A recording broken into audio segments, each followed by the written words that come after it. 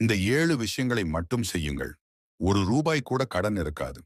நண்பர்களே, இதுவரை உங்களை பயமுறுத்திய ஒரு கேள்வி. கடன் சுழற்சியில் இருந்து தப்பிப்பது எப்படி? ஒவ்வொரு மாதமும் கிரெடிட் கார்டு, பில், தனிநபர் கடன் தவணை, வீட்டுக் கடன், இஎம்ஐ என ஒரு பூதம் உங்களை துரத்திக் கொண்டே இருக்கிறதா? உங்கள் கனவுகளை அடைய முயற்சிக்கும் பொழுது இந்த கடன் சுமை உங்களை பின்னோக்கி இழுக்கிறதா? கவலைப்படாதீர்கள். இந்த வீடியோவில் உங்களை கடன் சுழற்சியில் இருந்து விடுவிக்கும் 7 பவர்ஃபுல் ரகசியங்களை பகிர்ந்து கொள்ளப் போகிறேன். இவை உங்களுக்கு மன அமைதியை மட்டுமல்ல, நிதி சுதந்திரத்தையும் தரும். இந்த வீடியோவை முழுமையாக பாருங்கள். உங்கள் வாழ்க்கை மாறுவதற்கு ஒரு புதிய பாதையை இன்றே கண்டுபிடிப்பீர்கள். இப்ப நம்ம லிஸ்ட்ல முதலாவதாக இருக்கிற அந்த விஷயம், உங்கள் கடனை ஒரு வரைபடமாக மாற்றுங்கள். நண்பர்களே, கடன் சுழற்சியில் இருந்து வெளியே வருவதற்கு முதல் படி உங்கள் கடனை புரிந்து கொள்வது. ஒரு பெரிய பயணத்துக்கு முன் நாம் ஒரு வரைபடத்தை உருவாக்குவோம் இல்லையா? அதே போல உங்கள் கடனுக்கும் ஒரு வரைபடம் தேவை. முதலில் கடனை பட்டியலிடுங்கள். உங்களிடம் எவ்வளவு கடன் இருக்கிறது? தனிநபர் கடன், வீட்டுக் கடன், கார் கடன். ஒவ்வொன்றின் தொகை, வட்டி விகிதம், மாதத் தவணை எவ்வளவு? இவை அனைத்தையும் ஒரு காகிதத்தில் அல்லது எக்ஸல் ஷீட்டில் தெளிவாக எழுதுங்கள். இது உங்களுக்கு உங்கள் எதிரியை புரிந்து கொள்ள உதவும். மேலும் ஒரு அவசர நிதியை உருவாக்குங்கள். திடீர் மருத்துவச் செலவு, வாகன பழுது அல்லது எதிர்பாராத செலவுகளுக்கு மீண்டும் கடன் வாங்காமல் இருக்க ஒரு அவசர நிதி உருவாக்குங்கள். ஆரம்பமாக உங்கள் ஒரு மாதச் செலவுக்கு ஈடாக ஒரு தொகையை சேமியுங்கள். உதாரணமாக, உங்கள் மாதச் செலவு 30,000 ரூபாய் என்றால் 30,000 ரூபாய்க்கு ஒரு தனி சேமிப்பு கணக்கில் வைத்திருங்கள். இது உங்கள் கடன் வாங்கும் பழக்கத்தை உடைக்கும். மேலும் மிக குறைந்த தொகை கடனை முதலில் தேர்ந்தெடுத்து அதை முழுமையாக அடையுங்கள். அந்த கடன் முடிந்ததும் அதன் மாதத் தவணையை அடுத்த சிறிய கடனுடன் சேர்த்து அடையுங்கள். இது உங்களுக்கு ஒரு மன திருப்தியையும் வெற்றி உணர்வையும் தரும். அடுத்தது, அதிக வட்டி விகிதம் கொண்ட கடனை முதலில் அடையுங்கள். இது நீண்ட காலத்தில் உங்கள் வட்டி செலவை கணிசமாக குறைக்கும். அடுத்து நம்ம லிஸ்ட்ல 2வது பார்க்க போற விஷயம், செலவை குறை, வருமானத்தை பெருக்கு. கடன் சுழற்சியிலிருந்து வெளியே வந்தாலும் மீண்டும் அதற்குள் விழாமல் இருக்க உங்கள் செலவையும் வருமானத்தையும் கட்டுக்குள் வைத்திருக்க வேண்டும். இது ஒரு கேம் சேஞ்சர். இதை எப்படி செய்வது? முதலில் பட்ஜெட் உருவாக்குங்கள்.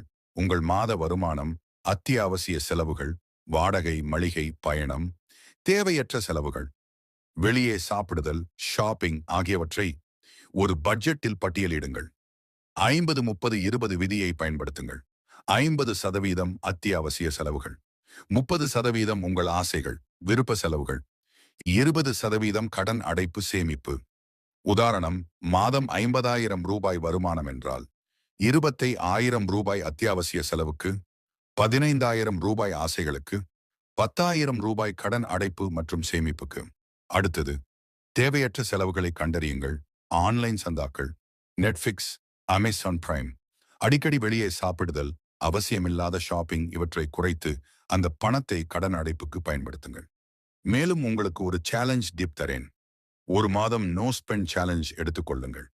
தேவையற்ற செலவுகளை முற்றிலுமாக நிறுத்தி எவ்வளவு சேமிக்க முடிகிறது என்று பாருங்கள். அடுத்தது, உங்கள் வருமானத்தை அதிகப்படுத்துங்கள். ஒரு பகுதி நேர வேலை, ஃப்ரீலான்சிங் அல்லது உங்களுக்கு தெரிந்த திறமையை வைத்து வருமானம் ஈட்டுங்கள். உதாரணம், உங்களுக்கு கற்பிக்கும் திறமை இருந்தால் ஆன்லைனில் கோச்சிங் செய்யலாம். அல்லது யூடியூப் சேனல், இன்ஸ்டாகிராம் ரீல்ஸ் மூலம் உங்கள் பிராண்டை உருவாக்கலாம். கூகுள் இன்சைட், Indeed.com படி இந்தியாவில் ஃப்ரீலான்ஸ் எழுத்தாளர்கள் மாதம் 20,000 ரூபாய் முதல் 50,000 ரூபாய் வரை ஈட்டலாம்.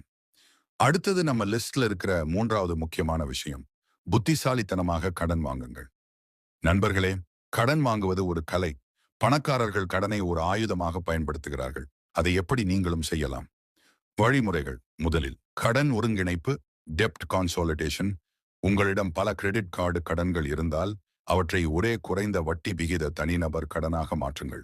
உதாரணம், 18% வட்டி கொண்ட 3 கிரெடிட் கார்டு கடன்களை 12% வட்டி கொண்ட ஒரு தனிநபர் கடனாக மாற்றினால் மாதாந்திர தவணையும் மொத்த வட்டியும் குறையும். இன்னும் தெளிவாக சொல்லப்போனால், இப்பொழுது உங்களிடம் 3 கிரெடிட் கார்டுகள் உள்ளது என வைத்துக் கொள்வோம். நீங்கள் குறைந்த வட்டி விகிதத்தில் தனிநபர் கடனை வாங்கினால் அந்த 3 கிரெடிட் கடன்களையும் அடைத்து விடலாம். இப்பொழுது அந்த 3 கிரெடிட் கார்டுகளுக்கும் உள்ள வட்டி குறையும். அடுத்தது, நல்ல கடன் எதிரி கெட்ட கடன். அதென்ன நல்ல கடன், கெட்ட கடன்னு உங்களுக்கு தோணலாம். கெட்ட கடன் அப்படின்னா ஒண்ணும் இல்லைங்க, கிரெடிட் கார்டு கடன் தான். ஆடம்பர பொருட்களுக்காக வாங்கும் கடன். இவை உங்கள் பணத்தை மட்டுமே உறிஞ்சும். ஆனால் நல்ல கடன், வீட்டுக்கடன், கல்வி கடன், தொழில் கடன், இவை உங்களுக்கு சொத்தை உருவாக்கும் அல்லது வருமானத்தை ஈட்ட உதவும். இன்னும் ஒரு டீப் தரேன். முன்கூட்டியே கடனை அடைப்பது உங்கள் வட்டி செலவை குறைக்கும். ஆனால் முன்கூட்டியே அடைப்பதற்கு கட்டணம் இருக்கிறதா என்று சரிபாருங்கள். குறைந்த வட்டி கடனை தேடுங்கள். கூகுள் தேடலின்படி இந்தியாவில் SBI, HDFC போன்ற வங்கிகள் 10-11% வட்டி விகிதத்தில் தனிநபர் கடன்கள் வழங்குகின்றன. உங்கள் கிரெடிட் ஸ்கோர் நன்றாக இருந்தால் இன்னும் குறைவாகவும் கிடைக்கலாம். நம்ம லிஸ்ட்ல 4வதா இருக்கிற அந்த விஷயம், கடன் வழங்குபவர்களுடன் பேச தைரியமாக இருங்கள். நண்பர்களே, கடனை மறைப்பது உங்களுக்கு உதவாது. உங்கள் கடன் வழங்குபவர்களுடன் தைரியமாக பேசுங்கள். வழிமுறைகள்: முதலில் வட்டி விகிதத்தை குறைக்க கேளுங்கள். உங்கள் கிரெடிட் கார்டு வட்டி 18% என்றால் 15% குறைக்க முடியுமா என்று கேளுங்கள். உங்கள் நல்ல கிரெடிட் வரலாறு இருந்தால் வங்கிகள் ஒப்புக்கொள்ள வாய்ப்பு உள்ளது. அடுத்தது, மாத தவணைகளை மறுசீரமைப்பு செய்யுங்கள். தற்காலிகமாக EMI-ஐ குறைக்கவோ சில மாதங்களுக்கு ஒத்தி வைக்கவோ கேட்கலாம். RBI-யின் விதிகளின்படி சில சமயங்களில் வங்கிகள் இதற்கு அனுமதி அளிக்கின்றன. அடுத்தது, கடன் செட்டில்மெண்ட். நிதி நெருக்கடியில் இருந்தால் மொத்த கடன் தொகையில் ஒரு பகுதியை செலுத்தி கடனை முடிக்க ஒன் டைம் செட்டில்மெண்ட் பேசலாம். ஆனால் இது உங்கள் கிரெடிட் ஸ்கோரை பாதிக்கலாம். எனவே கவனமாக இருங்கள்.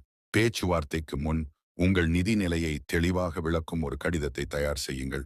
இது உங்கள் கோரிக்கையை வலுப்படுத்தும். அடுத்தது, நம்ம லிஸ்ட்ல 5வதாக இருக்கிற சூப்பர் விஷயம், உங்கள் கிரெடிட் ஸ்கோரை ஒரு சூப்பர் ஹீரோவாக மாற்றுங்கள். நண்பர்களே, உங்கள் கிரெடிட் ஸ்கோர் ஒரு மேஜிக் எண். இது நல்லதாக இருந்தால் குறைந்த வட்டியில் கடன் கிடைக்கும். இதை எப்படி செய்யறது? முதலில் தவணைகளை சரியாக செலுத்துங்கள். கிரெடிட் கார்டு பில், EMI-களை சரியான நேரத்தில் செலுத்துங்கள். இது உங்கள் கிரெடிட் ஸ்கோரை உயர்த்தும். அடுத்தது, உங்கள் கிரெடிட் கார்டு வரம்பில் 30%க்கு மேல் செலவு செய்யாதீர்கள். உதாரணமாக, 1,00,000 ரூபாய் வரம்பு இருந்தால் 30,000 ரூபாய்க்கு மேல் செலவு செய்யாதீர்கள். குறிப்பாக கிரெடிட் ஸ்கோரை கண்காணியுங்கள். CIBL, எக்ஸ்பீரியன் போன்ற தளங்களில் உங்கள் கிரெடிட் ஸ்கோரை இலவசமாக சரிபார்க்கலாம். ஏதேனும் தவறு இருந்தால் உடனே திருத்துங்கள். Google inside. 750க்கு மேல் கிரெடிட் ஸ்கோர் இருந்தால் வங்கிகள் உங்களுக்கு குறைந்த வட்டியில் கடன் வழங்குவார்கள். ஒரே நேரத்தில் பல கடன்களுக்கு விண்ணப்பிக்காதீர்கள். இது உங்கள் கிரெடிட் ஸ்கோரை குறைக்கும். அடுத்தது, நம்ம லிஸ்ட்ல 6வதாக இருக்கிற விஷயம், நுகர்வோரிலிருந்து முதலீட்டாளராக மாறுங்கள். நண்பர்களே, கடன் வாங்குவதற்கு மூல காரணம் நம்முடைய நுகர்வோர் மனநிலை. பணம் கையில் வந்தால் உடனே செலவு செய்ய வேண்டும் என்று நினைக்கிறோம். இது முதலீட்டாளர் மனநிலையாக மாற்றினால் உங்கள் வாழ்க்கை மாறும். என்ன செய்யலாம்? முதலில் ஒவ்வொரு செலவையும் முதலீடா பாருங்கள். ஒரு பொருள் வாங்கும் போது இது எனக்கு வருமானத்தை தருமா என்று கேளுங்கள். உதாரணமாக, ஒரு புதிய லேப்டாப் வாங்க போறீங்க என்றால் இது உங்கள் வேலையை மேம்படுத்துமா? ஆம் என்றால் அது ஒரு முதலீடு. அடுத்தது, நல்ல கடனை மட்டும் தேர்ந்தெடுங்கள். வீட்டுக்கடன், தொழில் தொடங்குவதற்கு கடன் போன்றவை உங்களுக்கு சொத்தை உருவாக்கும்.